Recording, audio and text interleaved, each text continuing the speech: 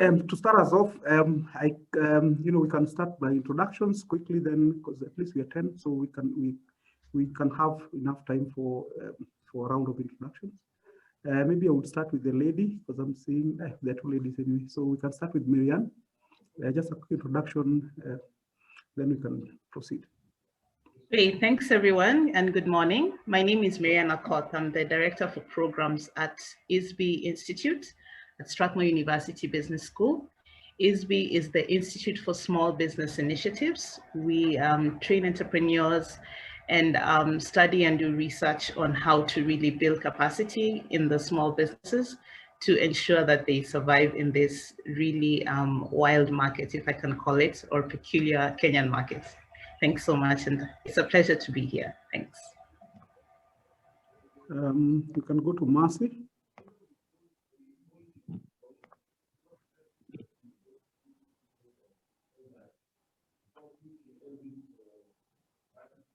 Hi, morning. I don't know if you can see me. Yeah, we can see a shelf somewhere. Wonderful, thank you. So my name is Mercy Kanat. I'm wearing two hats today. I'm part of the board of ASEC. ASEC is the Association of Startup and SME Enablers of Kenya, where we actually conglomerate all the different entrepreneur support organizations, and we bring them together to give them value and also support in terms of building a vibrant entrepreneurship ecosystem. And then also I'm the partnerships and communication manager for E4 Impact Accelerator, where we work with growth stage enterprises and support their growth across their journey. Thank you. Thank you very much, Mercy. Maybe tunaweza enda kwa Mbugua, since you already have a very nice suit. So I dressed up for you guys. Yeah. So My name is Mbugua Njuya, Head of Business and Partnerships at Safiri Express. At Safiri Express, we're trying to change how cities move, starting with Nairobi and Addis. A typical garb is jeans and rubber shoes. So if you see me on River Road or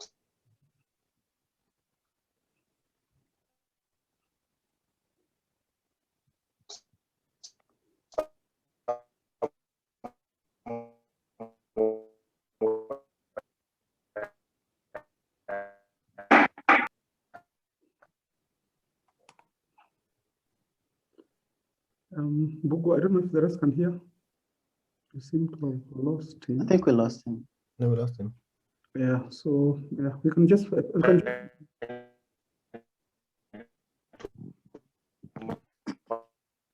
marshal people into a bus. You know, money, how money. We lost your beat, Mbugua. Yes, there's a call coming in. So, but I was done. I was done with the intro. Okay, we can move to John. Hi guys, good morning. I'm John Katie. Will consider myself a researcher and maybe a consultant, independently so, in the areas of technology, innovation, entrepreneurship. Currently having a bit of an indulgence with the agriculture sector, to the extent that it remains the mainstay of our economy, and that's where we have we can eliminate much of the remaining poverty if we have technology innovation, and especially digital platforms help us transform our economies, and hence data is an important thing as a result of digitalization that should be happening in those sectors. And I'm curious to see what people have to say about what's going on with data and SMEs. Thank you very much, John. Mushiri? Good morning, everyone. Mushiri Nyaga.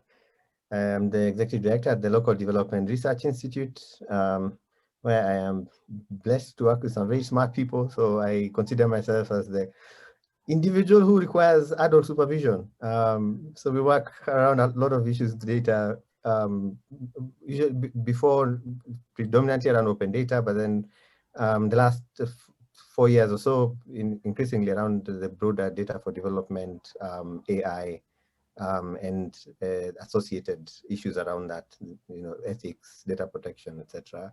Have a heavy presence in the ag sector right now in terms of the amount of work we're doing.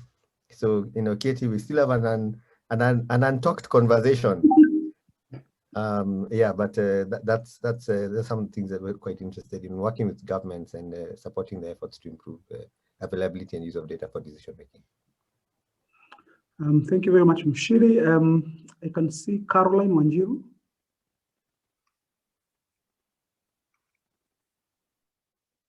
Hi everyone. This is Caroline. I am from Secret Tasmo. I'm just here curious to get know what you have had so far at Viva Africa. Thank you very much, Caroline. We have Paul. I think Paul. Then you can go to Nyamai.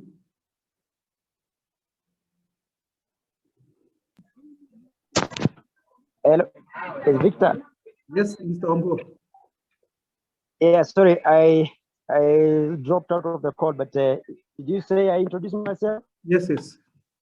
Okay. Thank you, Victor, and to the team. So my name is Nyamai Wambua. I work for the Kenya National Federation of Juakali Association. So I head programs at the federation. Thank you very much. I don't know, you can go to Paul. Paul, if you can unmute yourself and do a quick introduction.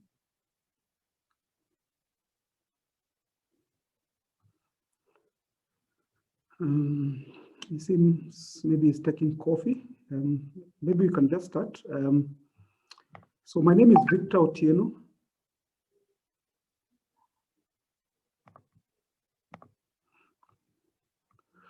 Yeah, so my name is Victor Otieno. I'm the managing director of VIFA Consult. Basically, VIFA is a research and consultancy that focuses on small medium enterprises as well as startups. Our role, the way we see ourselves, is we act as a bridge or as a connector to entrepreneurship support organizations. So we basically support ESOs through knowledge creation, knowledge generation, and catalyzing conversations that can be able to enable ESOs better understand SMEs as well as startups, as well as inform the kind of interventions that they put out to SMEs as well as startups. So we do periodic rapid studies or rapid surveys around different topics in a year. Maybe in a month we do around 3, just focusing on topics or areas that we feel are salient. And the reason why we do this is because if you look at the way data is collected in Kenya, number one is a lot of data is closed. So there is a lot of SME data, but the organizations that usually collect this data close up that data. So it means that in the public space, there's very little data for either an ESO or government or any other policy organ to make appropriate interventions. As well as if you look at national data around SMEs, it's not as up to date. The last, maybe for example, MSME data research that was done by government was in 2016, which is the MSME 2016 report. So a lot has changed. Things on the ground because they quite different. So we try to update some of these issues as far as we can. And so focusing on data is one of those areas that we felt is something that needs to be looked into, especially in response to the pandemic, in the sense that how can we be able, or how can SMEs be, how are they currently using data to innovate? If possible, how can we be able to point them to the correct direction in terms of how to really use the full potential of data? Some of you would call it big data, but from the Juakali or from the SME perspective, we just call it data. But depending with where you're coming from, you can call it big data, or you can call it small data, or you can just call it data. So we did the study in the month of May. We in May. Yeah, so we did the first 2 weeks of May. And the idea again was to just talk to SMEs and find out how, if they have any understanding of data, if they're collecting data, if they have mechanisms of harnessing that data for innovation. So the idea is how can we be able to find out what is happening with how SMEs are either collecting, harnessing, or using it in whatever shape or form to improve themselves or improve or build a value proposition of sorts or innovate, depending with where depending with the vantage point you're looking at. So we did both online and as well as telephone conversations with the SMEs, and we were able to get around 121 SMEs who participated on the study. We tried to segment different countries. Of course, we couldn't reach all the 47 counties, but we were able to reach the few counties. I think the 5-6 counties that are on your screen. So, of course, we know that globally there is that trend or that conversation around the potential of big data for innovation. So that's the general landscape under which we did this study. Of course, data comes in very many forms. If you're looking at an organization, you're looking at social media data, you're looking at financial data, customer trends, etc. That any other business would interact with or interface with in their day-to-day. So again, the idea was to try to get a dipstick of what is happening in the SME space in terms of data use, collection, as well as use. So we just wanted to get a feel of what exactly is happening in this space. So we basically asked 10 simple questions, and the way we structure our surveys are very simple to fill. We know that a lot of SMEs are really working hard. So usually even getting time to fill a survey or a study is very difficult. But the way we structure our studies is we ask very simple, direct questions that can be filled, or you can be through with it in less than 3 minutes. So that really adds to the value that we give to SMEs.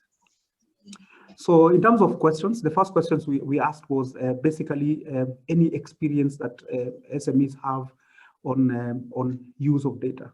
So as you can see, 50% were saying they have no experience in terms of either collecting. Some of them even don't know that they have data within their business operations. So of course, a majority of them had no experience. But what was very interesting is SMEs in hospitality, travel, entertainment, retail. These SMEs within this space were saying, because of the impact of COVID on their businesses, they were exploring use of data to find, of course, pockets or channels which they can use to, get ahead or just be able to understand their customers, etc. So there is some form of usage of data, collection and usage of data within these particular spaces. Hospitality, of course, we know has had the biggest brunt in terms of impact of COVID-19 as well as travel.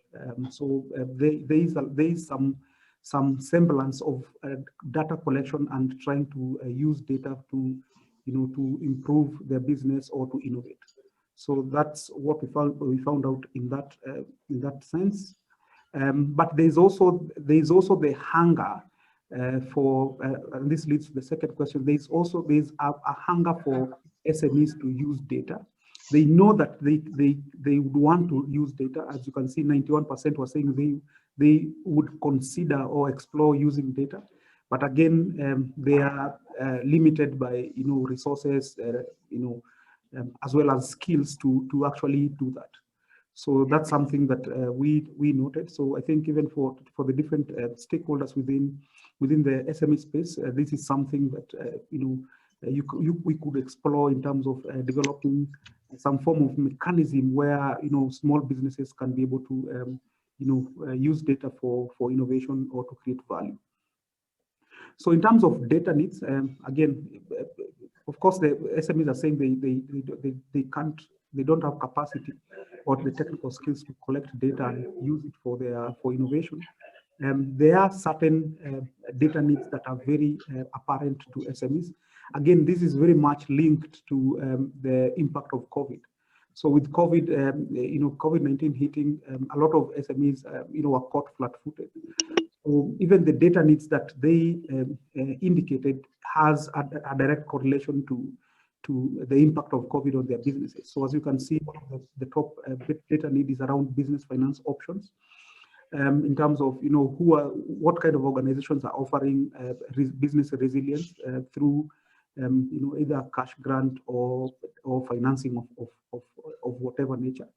Again, if you look at the way SMEs are structured in Kenya, 90% of them are micro. So a lot of SMEs again are in wholesale retail. This is if you are to look at data from KNBS. So of course, being in wholesale retail, it means that you have to have working capital or have cash flow. So that pushes the need for financing as we go through the pandemic. Related to that is market information, given that a lot of SMEs rely on either walk-in customers, referrals from family and friends. So the market that they've known for a long time has been within a physical proximity of their shop or their premise. So there is also the need because of shrinking revenue for them to be able to get and understand different markets and market intelligence generally. Again, linked to that is supply chain options. Again, if you look at the sector structure of SMEs in Kenya, a lot of them are in wholesale retail. So with, of course, COVID, it meant that a lot of supply chain was disrupted. So a lot of them were looking for alternative suppliers or supply chains, or to build something, have a backup plan of sorts. So getting those options in terms of data is something that was very important to SMEs. So these are the top three data needs. As you can notice, they are all external facing, which again points to the lack of capacity of a lot of businesses to be able to process their own data. So this basically gives a very good indication. Again, in terms of data sources, focusing on SMEs, the top data source is direct customer feedback. Again, it just gives you an indication of the structure of SMEs. So a lot of SMEs rely on direct customer feedback. Someone comes to a kinyozi, they tell you, menyoa vizuri, reduce your price, etc. And that is what you that is the information that you use to be able to maybe improve your product, improve your service. There's also third-party websites. Either for those who have websites, some of them can be able to do a bit of just analytics. Maybe if you look at WordPress, we have financial transactions. So this the payments, or in case they don't have books, which a majority don't have. So it's a question of just looking at the statement to see which customers are, which ones are not. We have social media also as a source of data. We have legacy media. I was thinking if you found a nice partner, the other one that Ben was talking about, this was being mysterious. That's interesting. So we have information from legacy media, so especially radio. So a lot of SMEs rely on information from radio and TV to be able to make better decisions. We have public sector information, phone usage, as some of the areas, some of the source of data that SMEs use. And it just gives you, it puts into perspective the question of data, artificial intelligence, etc. in Kenya. So yes, we can talk about all those big words, but such kind of studies gives us a reality of what is actually happening on the ground. In terms of degree of usage of data, as you've seen, it's not as much. And we can see here around 4% of all SMEs saying they are using around between 1 to 30% to improve their products. And we can see some of them adopting things like free delivery. So this is based on maybe customer feedback, in the sense that due to lockdowns or restriction of movement, customers can't be able to come to their usual place for vegetables or whatever. So there is that feedback that comes through, and some SMEs have been able to use whatever form or level of data to be able to improve their processes. So in terms of expected value of data, again, it's almost like a customer journey of sorts for SMEs, and the value of data again is pretty much tied to the pandemic or the challenges that SMEs are facing. So we have issues to do with customers, of course, that again features highly. So use of data, if SMEs can be able to use data to be able to target customers better, again to improve their revenue. Again, related to that is being able to retain and ensure that customers are loyal and that you have more repeat customers. Again, because revenue is one of the areas that continues to be highly hit in terms of the pandemic. There is also the improvement of business efficiency. So if you can be able to use data to improve business in terms of cost, employees, etc. Effective product, again, being able to target customers, especially due to changing or shifting customer taste and preferences. So there is that shift, and maybe a lot of SMEs can't be able to track what is actually happening with customers. All they know is maybe, for example, customers are not coming. So any information below that, they don't have visibility for that. So if for them, for the SMEs that we interviewed, being able to develop products that are relevant to customers is very important, as well as value for money from suppliers. So again, for a long time, a lot of SMEs, especially in wholesale retail, have been relying on maybe a single supplier. So because things were normal, they never questioned that. So now with the pandemic, we are seeing now a lot of SMEs looking for supply options and looking for value for money from these suppliers. So if you have to focus on data from SMEs, if anyone was to give any solution around a data tool or something for SMEs, it has to be focused on these 5 key areas. Then probably that as things shift, then probably the scope can change for whatever reason. So in terms of data storage, of course, there is personal memory. If you look at the way the entire study is structured, we are seeing that because of lack of capacity in terms of processes, systems to be able to systematically collect, analyze, as well as get insights that can be able to improve your business, then it means that a lot of SMEs are either relying on personal memory of the owner, basically being self-employed. Then there's physical file, mobile, computer, as well as cloud. So basically cloud, of course, covers the range of all the cloud infrastructure that are there, and it depends with it basically depends with the size and nature of business of SMEs. But as you can see, it's still very rudimentary in some sense, but at least it gives us a baseline of sorts to be able to understand the data needs of SMEs in Kenya. So in terms of business functions that are involved in exploiting data, again, it's very much tied to the challenge of revenue. So if you look at the functions that are involved, have a direct correlation to revenue generation. So we are looking at business development as well, marketing, as well as customer service. So all these top 3 are very much correlated with SME's ability to be able to collect, to be able to get more revenue. So it's almost like a knee-jerk reaction of sorts. But I believe if as a country we're able to solve the challenge of moving the economy from being gray, in the sense of being informal, and again, the ability for us to be able to scale our micro businesses to medium-sized businesses, then the appetite and the nature of data collected and its exploitation will change. But I think currently, as the way the SME space is structured, they don't have capacity based on their turnover and based on their size. They don't have capacity to be able to really collect and harness data for innovation. So I think that's it in terms of the study. Like I mentioned, our studies are very simple to use. They are very rapid. And the aim of the studies that we do is basically to be able to spur or catalyze conversation around any given topic. So that's it from me. Probably I would just open it up for conversation. So we can start from whichever side. We can either start ladies or men first. But probably we can start with Mbugua. Again, I'm only referring to Mbugua because you are the only one with a very nice suit. Karibu sir.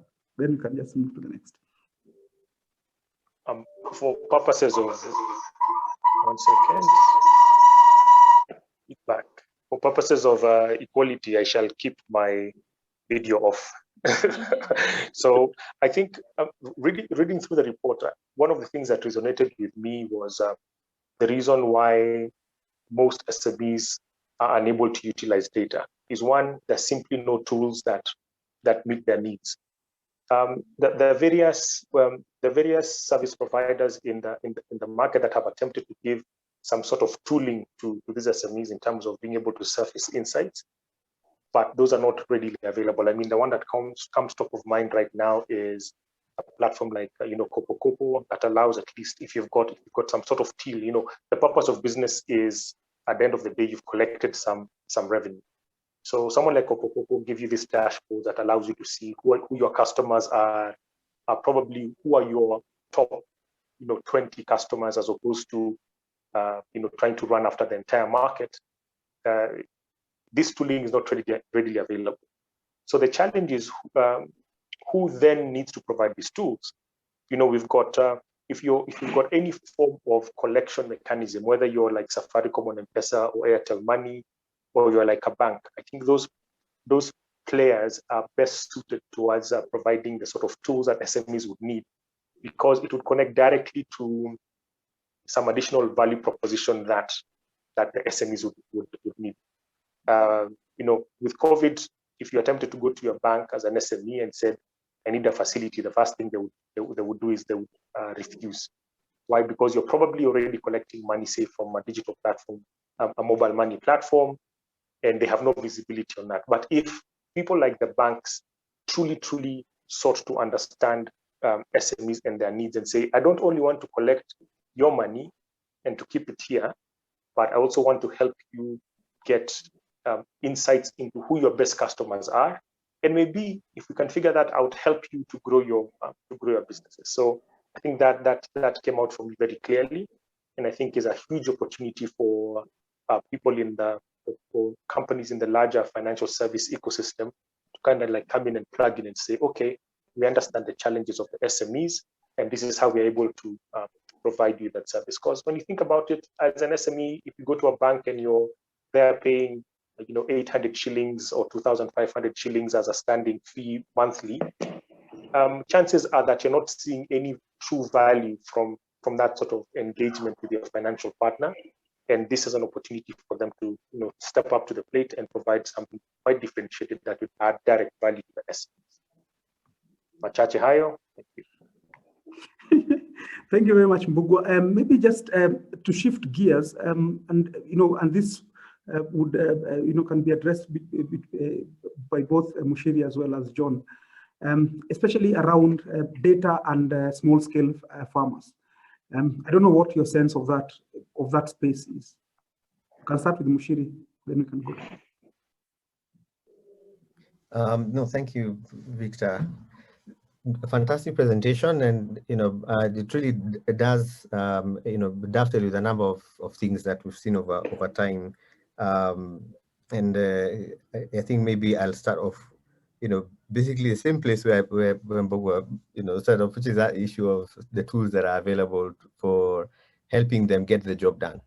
In this case, that job of collecting, analyzing, and figuring out what the data is saying, that whole sense-making exercise. There have been numerous, attempts, at the lower end, people who've come up with tools to help, micro SMEs to do a better job at collecting that data by, creating, for instance, an Android point of sale that they can install on their phones or tablets, to bespoke POS systems, also probably running on Android, that are trying to do the same. I think a lot of these efforts go way back to pre-Android times. In fact, I'm pretty certain John can name a few entrepreneurs who passed through his hands, who are trying this kind of thing. And the same thing happens with farmers. Yeah, at the small scale end, I think one of the things that we need to remember is that there's a reason they don't have access to, for many of them, they don't have access to the kind of resources that would allow them to, leap into the small, the smallholder farmers transitioning into small scale commercial. There's a challenge for them there, and then of course moving from small scale commercial to a larger business, sometimes even with the same size of land holding. The assumption that we have that they have that interest in the data is, I think, one of the biggest problems, because the value of data is not communicated to them in the same way. They really don't understand what we're talking about when we say, collect better data. They already do. They keep track of what seeds they bought, what their harvests were. They may be keeping all this in logbooks somewhere, in exercise books. But they, in terms of what they now do with that data, it's restricted to the specific thing they're trying to do. To decide if this cow needs to go because the milk production is low, to decide if there is a case to change the variety of beans that they're planting. But the level of data science that they are implementing is really not what all of us in the capital think about.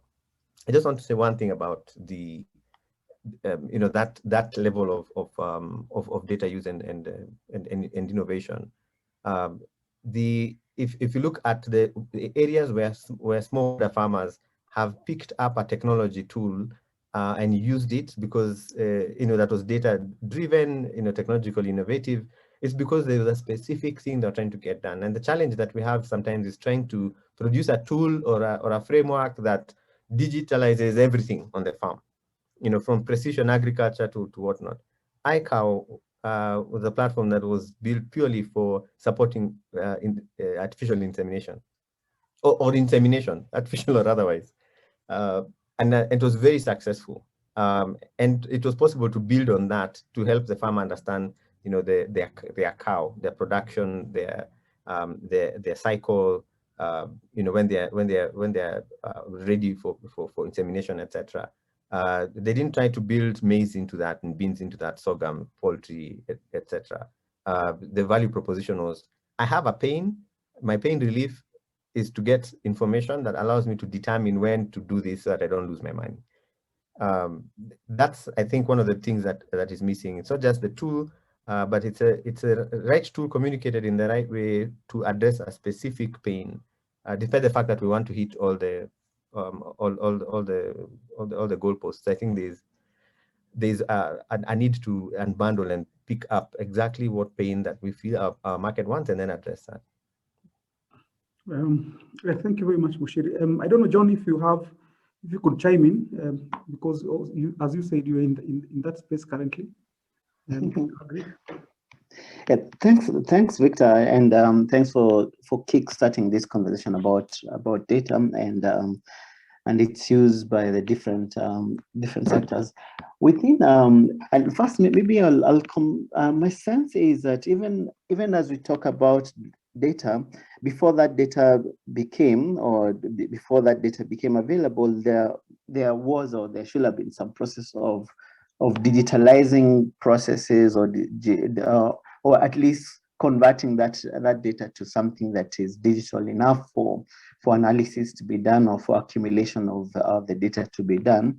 It seems to me as though even before we think about that data existing and being used, maybe, and this connects to the ideas about from Mbugua and Mushiri about tools.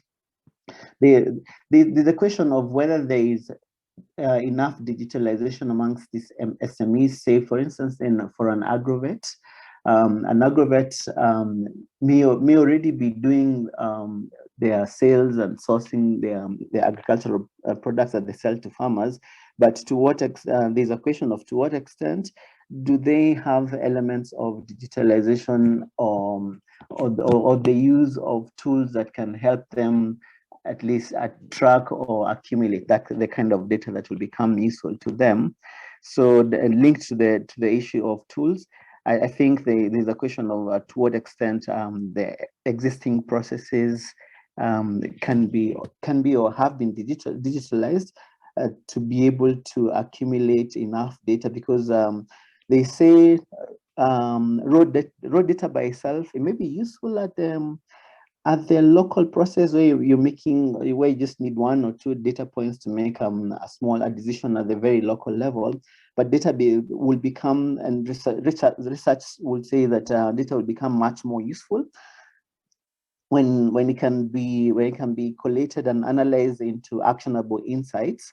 And for that to happen, then there's some level of volume of that data and variety of that data, and of course being able to analyze that data for you to be able to get certain actionable insights that could drive your decision making around optimizing whatever you're doing, or creating new business models and being more innovative.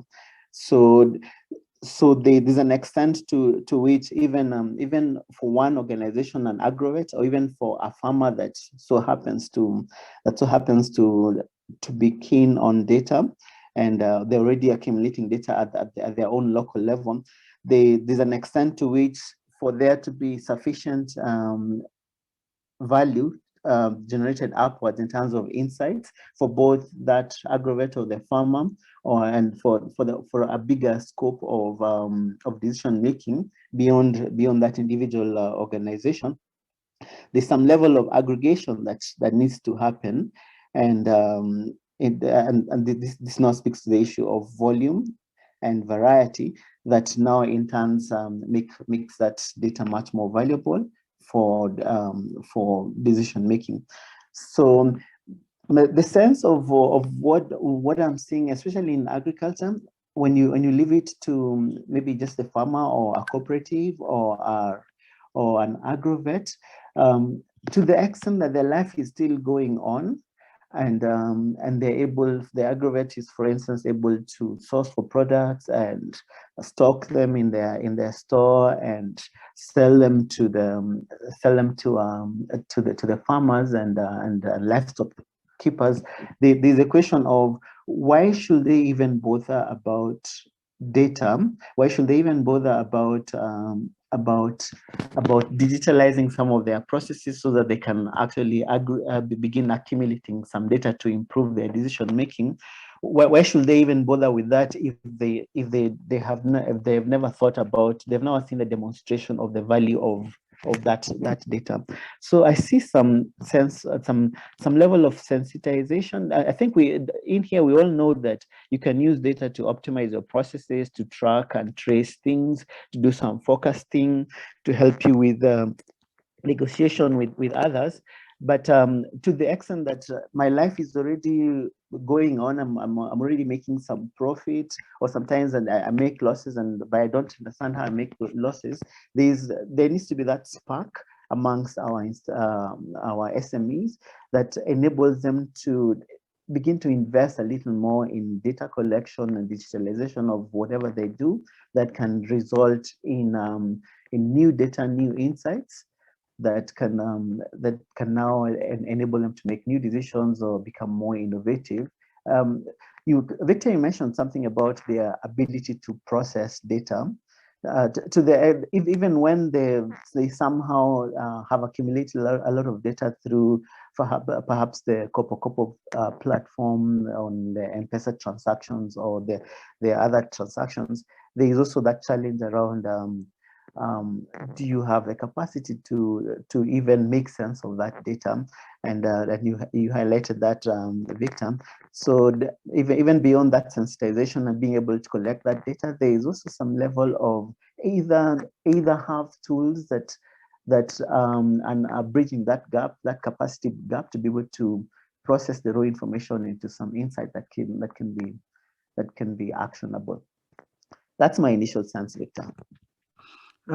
Thank you very much, John. Maybe just to bring in ESOs in terms in the sense of incubators, and this is of course Marianne as well as Mercy. I don't know from your experience, sitting as managers of an ESO. I don't know to what degree data is being exploited with the SMEs within your platforms. Are there challenges, are there lessons that you've learned through your journey? We can start maybe with Marianne, then we can just go to Mercy. Great, thanks everyone, and also for interesting contributions.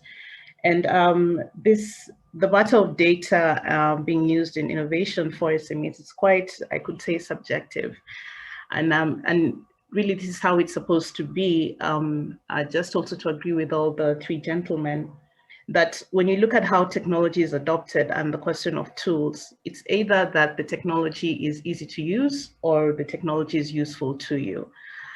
So if you look at the different levels in the SME spectrum, looking at the very micro businesses, or for example, farmers, as has been mentioned, what's their use to be able to analyze data about all the farmers in their region? It doesn't make sense, right? For the micro businesses, it's more about how purchasing decisions are made by their, more to speak B2C engagements. And so the relevance of the big data there would be very, I could say, minuscule at this point in time. If you look at the market, as much as we have informal businesses, we also have informal transactions at that level, right?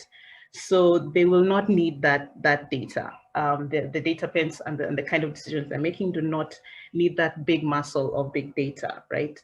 But when you go a few levels up and you look at more of the B2B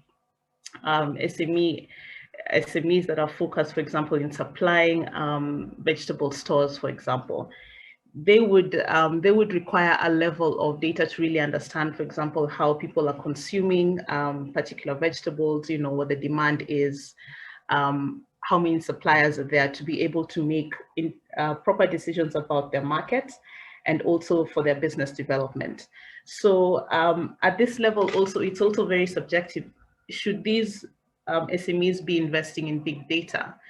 I would dare say that perhaps it's the bigger corporates or the bigger manufacturers or the bigger suppliers or wholesalers who should really invest in big data and support the people below them, so to speak, and make this data available in a way that is beneficial to all parties. Because they're the ones who have the muscle and the investment. I think also that in this IT and digital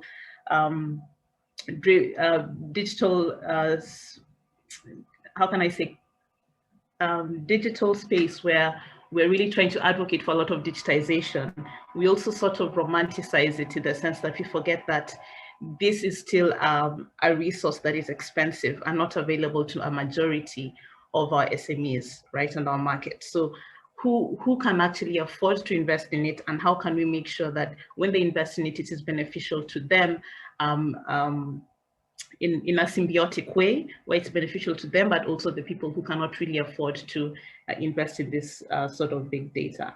Another aspect would be in the supply chains. If we really did support our SMEs to get them to really understand how to get the best price and the best quality for their products, this could also improve the market as a whole. And again, it's always also a question of who should invest in this and who should make it available to everybody in a symbiotic way. This is just brief comments, because I know that in this post-COVID era, we would have automatically thought that digitization really is the obvious answer. But again, if we look at our markets, consumers are not majorly purchasing on digital platforms. So how do we support SMEs who are supporting these consumers who have not made the switch and who are a majority of our consumers in the Kenyan ecosystem? Those are my few comments. Thank you very much, Marianne. And you've raised something that is very interesting, in the sense that who should invest in such a platform that can be able to provide, synthesized insights to the micro businesses. And I think for me, that's still the question mark that needs to be answered. We can go to Marcy, then I can just cycle back for closing thoughts. Yeah, thank you to all the other speakers who were speaking before. I think it's a very good study that was done, and definitely this is actually the right time to do it, because we're seeing with the pandemic, there's a lot of shift towards using digital platforms that can actually help track and inform businesses on the right strategy to use. I think I won't go back into what the other speakers have spoken to. I'll just focus more on the role of ESOs. If you look at an entrepreneur, so they join the acceleration program or incubation program, and they think immediately, I'm going to get either funding or access to markets or building a team or some other reason. Maybe there's a referral that we're given. But if you look at an entrepreneur, the main basis or the main drive or motivation for running their business is actually to either survive or to grow their enterprise. So if you start bringing in the discussion of data at that point, then they may not actually see the value of data or even know how to use it. So looking at it as an ESO, knowing or understanding the value of data, and like what you have mentioned in the study, on process optimization, customer targeting, brand positioning, etc., then how then as an ESO can we support this entrepreneur actually get the value of the data? So some of the things that I captured were one, sorry, I'm a very 1, 2, 3 kind of person. So one was like on the needs assessment.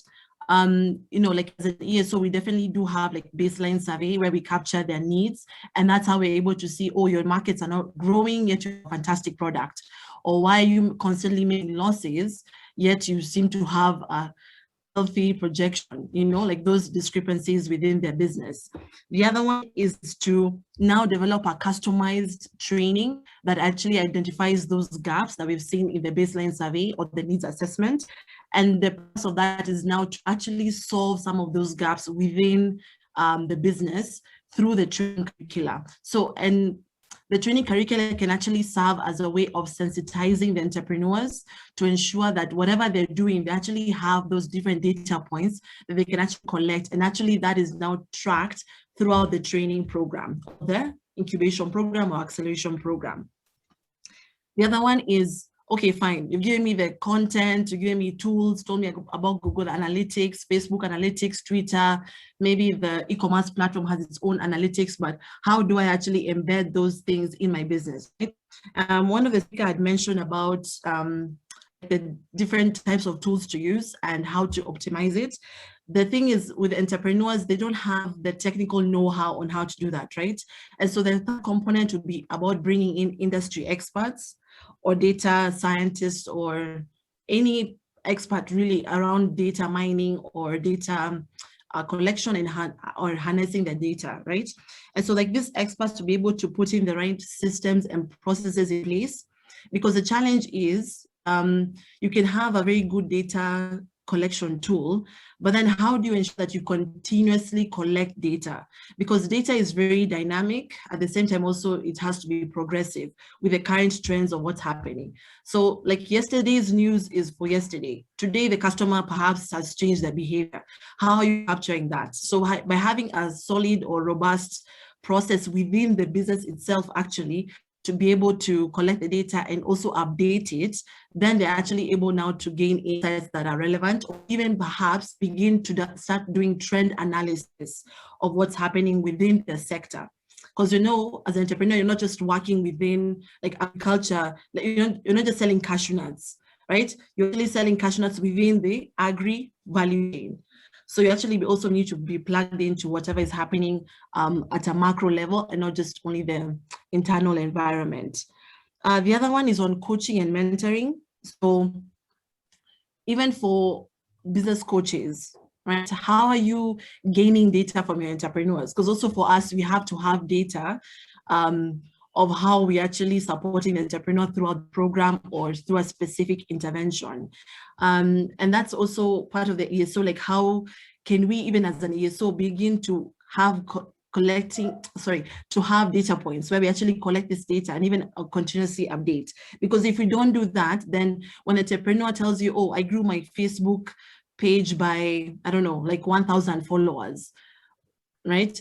So we know that, like, for example, number of followers or number of likes on a post, that's more of like vanity metrics. Sorry, not metrics. But if an entrepreneur comes and tells you that I grew my revenues from, by 30% within a specific duration, then of course, that's actually actionable metrics. So as an entrepreneur, you need to know what are the vanity metrics and what are the actionable metrics, so that you also know if you're actually growing the business or you're just having a feel-good experience. And that, at the end of the day, is supposed to translate into sales or building a partnership deal or even exposure to other different funders or even donors that can actually support or fund the business. The other one is on looking at an opportunity to support the business or the entrepreneur or the enterprise shift or pivot their business model, right? So I can give an example at the E for Impact Accelerator, where we had an entrepreneur who was actually selling fertilizer, but now going through different industry reports and looking at where because now we have to kind of look at Europe and America, because those are the ones who are leading in technology. You actually see those a shift to climate smart agriculture, right? So with that kind of data, now able to guide the entrepreneur through that transition. So you're not just only selling a specific farm input, but now you're actually able to provide a larger service that actually the farmers need on the ground. So even as an entrepreneur support organization, we're actually able to support the entrepreneur, even look at data as a new business model or part of it, or like sub business within the overall business. So they're actually able to generate revenue from that sub component, providing data services to other farmers or different entrepreneurs in the same value chain. And also they're able to get that data to feed back into the business and keep improving and gaining a competitive advantage in the market. The other thing I wanted to, I think those are the main things actually. Very much, Mercy, for that. Even as we do our final round of input, the question that even as we finish this conversation, it's not just good to have a conversation for the sake of having it, but I'm hoping this conversation can be able to trigger some form of practical steps, even if they're minute. Any step forward, I think, would be good. And so the question is that we know that small medium businesses in Kenya, majority of them are very small, in the sense that we have around 90% of what we call SMEs are micro businesses. So out of the 7.4 million SMEs in Kenya, around 5 million of them are very small. So it means that they don't have capacity or even the resources to be able to collect, analyze, as well as use data for improving their business.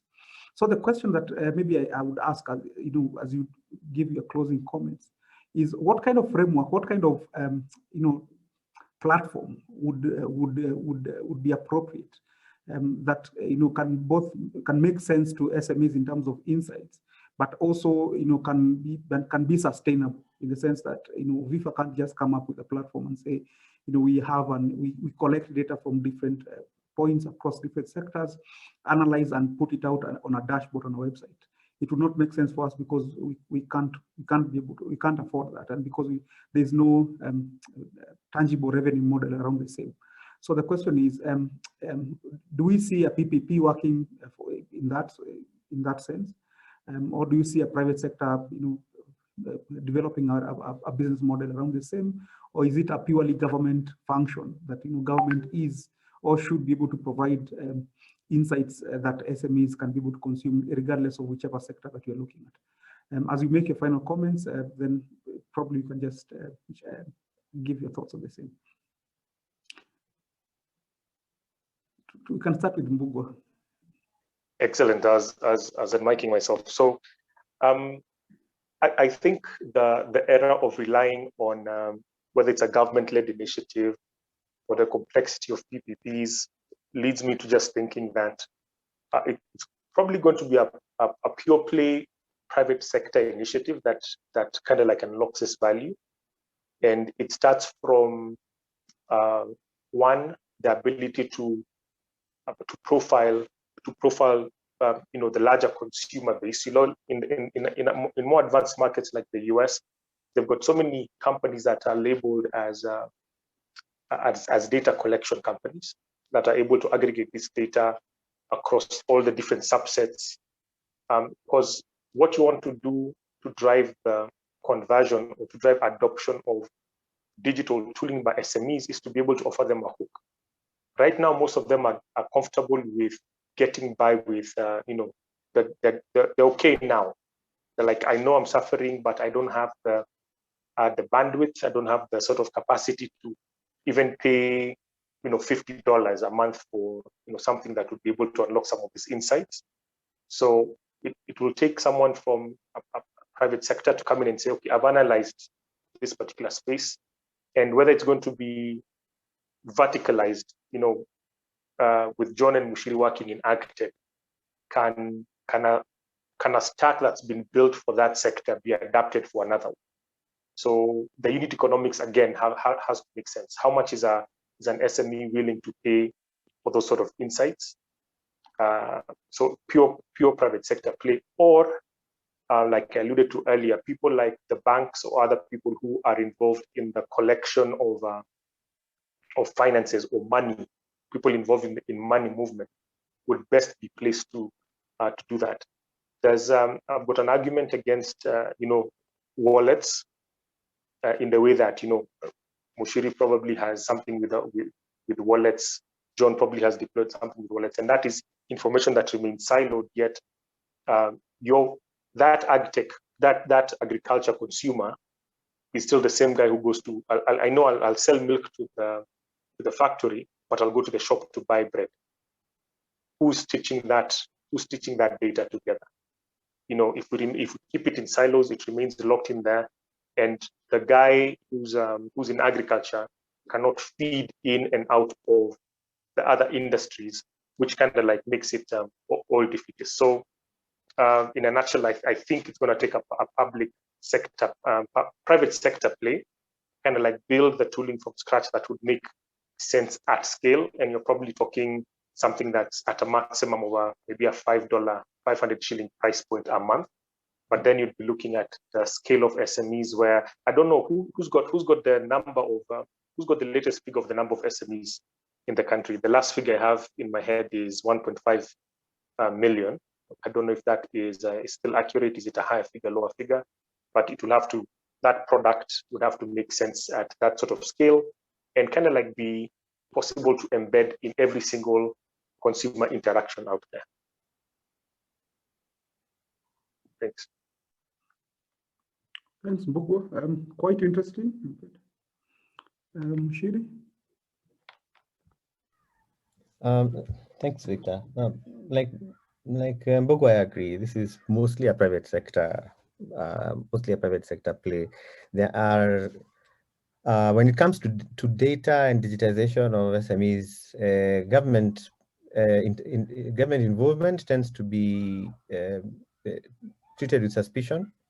And in the past, because we work closely with county governments on our agriculture work, so a few years ago, trying to get agro dealers to adopt some new tool we were trying to get them to use so that there can be better data sharing on input prices and availability.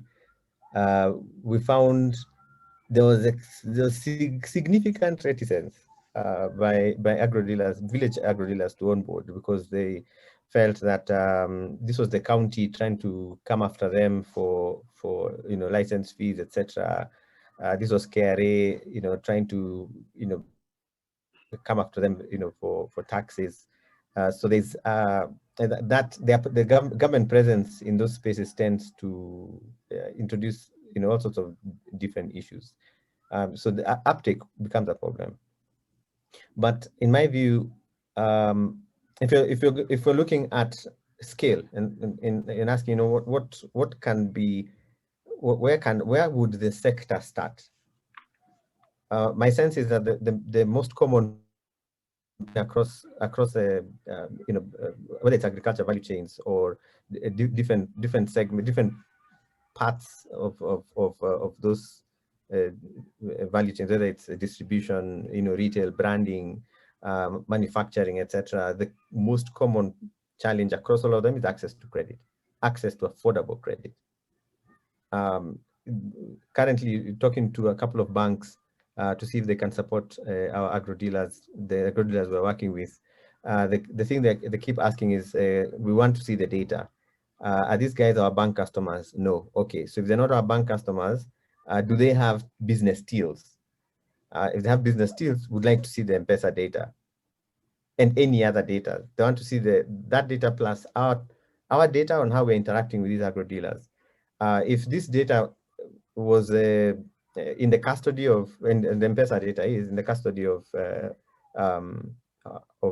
other than the provider, in this case Safaricom, but then in the custody of the agro dealer, means the agro dealer has something that they can show to the bank or whichever lender in order to make a case for their access to credit. Down here, it's the data from their till. As you come up, it's our bank statements, our audited accounts, etc. Now, for the SME level, if there is an industry push, around show me your data, I give you money, I think that would catalyze better, more specific tools to help capture, store, manage, and present that data for a specific purpose, and that becomes a starting point. Mbuga mentioned Kopo, and there are a couple of other companies like that, including Pokea Pay, iPay, etc. They have all this data at the level of the value of the transaction, but the unpacked data behind that transaction, how many cups of coffee are in that transaction? How many bagels are in that transaction? Was there some choma fry in that? All that data is invisible. So if the business has that level of data, that's a good start. The next start is a business intelligence for being able to figure out, then should I stop serving water with ice cubes and tell people to just drink from the tap?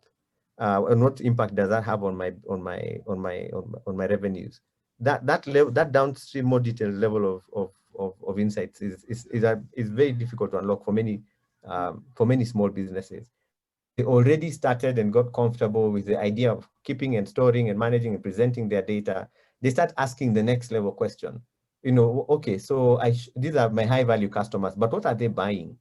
They keep coming back. I need to keep a track of this to a top 20, high value, most returning customers in order to see how to serve them better. That means going back and checking what the value of that transaction contained, and the level of sophistication begins to grow that way.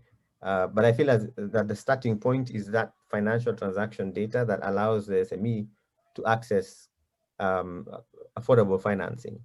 But that's something that, as a private sector play, it requires that the financial services sector start communicating that demand for that data as an imperative. A whole lot more than probably they're doing right now by simply asking for a bank statement and telling you, sorry, you have to open a bank account with us and be with us for 19 months and supply 2 liters of blood from your great aunt before we can give you money. Thank you very much, Mushiri. We can go to John, then maybe probably I can just give Greg as well as Charles an opportunity to just maybe chime in, then probably you can just close. For the question on who drives the investment in the infrastructure for aggregating and curating data, my sense is that in as much as we like to say that government should not be in business, there is I think it should be both government and public organizations should be part of this, and more so the private organizations should actually take the lead. And why I say government should be involved is because there is the more you've probably seen a lot of arguments out there about data sovereignty and exploitation of economic exploitation of data. That means there's some level of regulation or protection of the different actors from exploitation by what becomes data monopolies. And these are typically private sector organizations that grow out of being able to leverage the amount of data that they're dealing with as from their platform. So and to speak about the platforms, I commented earlier about what I think about the various sectors, whether it's agriculture or education or whatever sector out there, there seems to be a need for some level of aggregation or some large scale kind of operations that help bring economies of scale and also economies of scope in regard to, for instance, we cannot, it would be difficult for even one large scale farmer or one large chain of agrovets to invest or to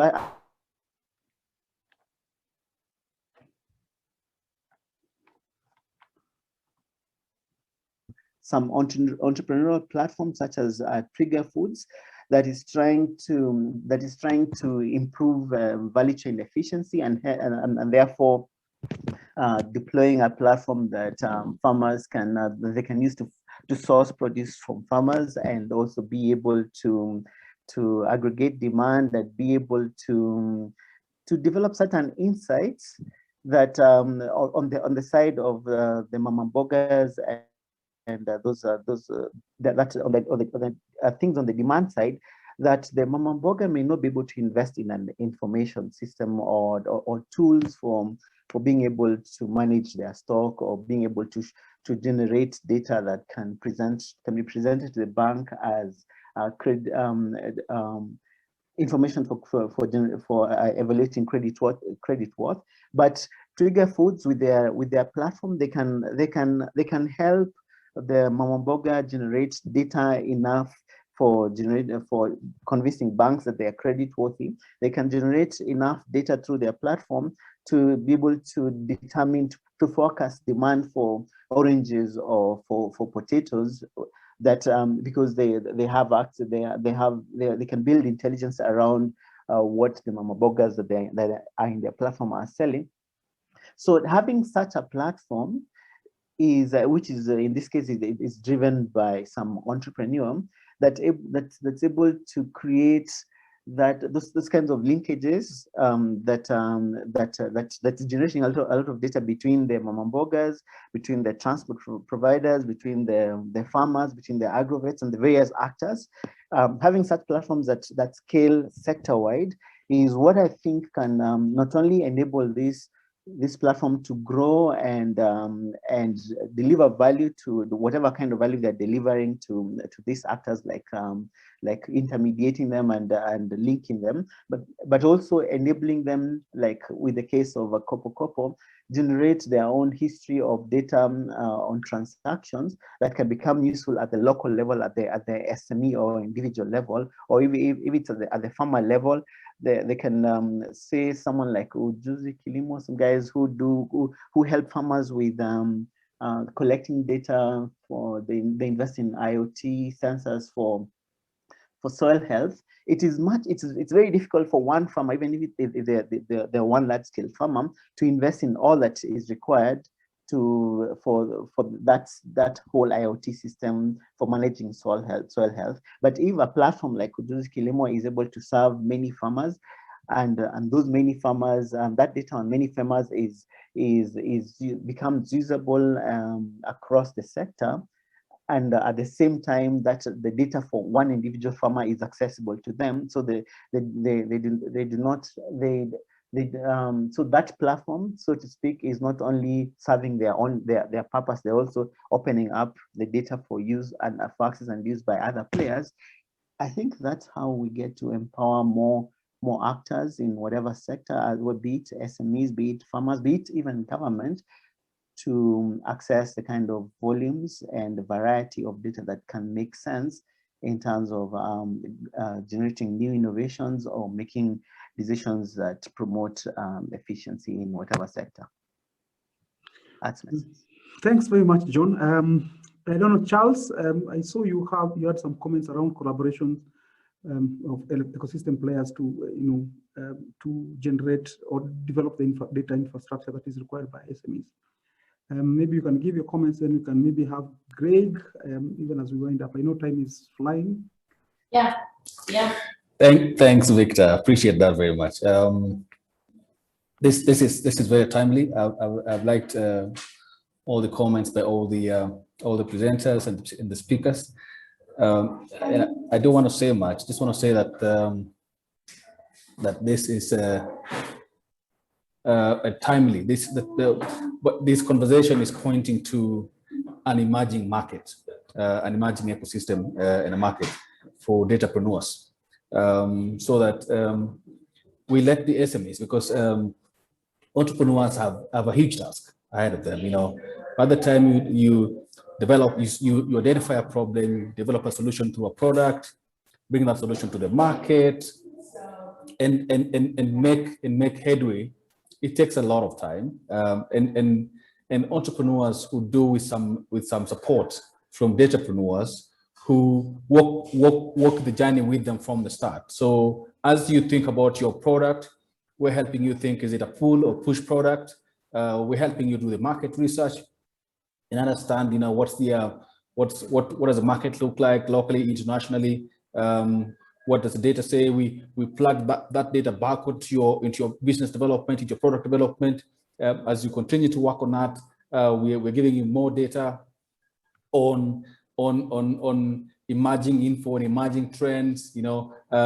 As you continue to grow, we look at your data system and we tell you, look, if, for example, you're in a mango business and you want to go into dry mango business, and you're dealing with this particular mango. For example, you're dealing with apple mango up in Taita.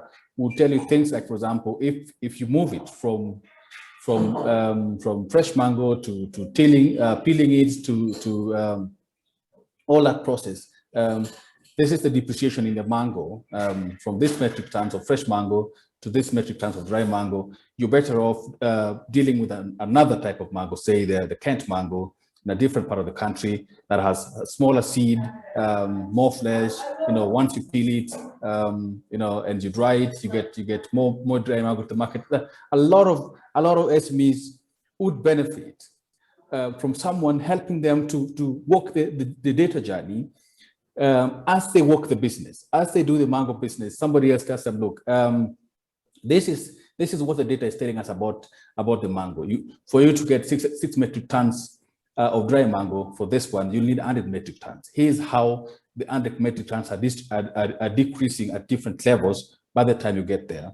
And this is what it means for your business. Also, we look at it and say, look, for you to get this much, you have to buy this many kgs per farmer. If you're already paying this much, say 20 shillings per kg, here's how it eats into your profits, or is how it improves on your profit, But also alongside that is then we're able to then advise on various integrated technology that they can use. For example, is this dryer the best dryer for you? Is the use of solar the best option for you, or should you use electricity?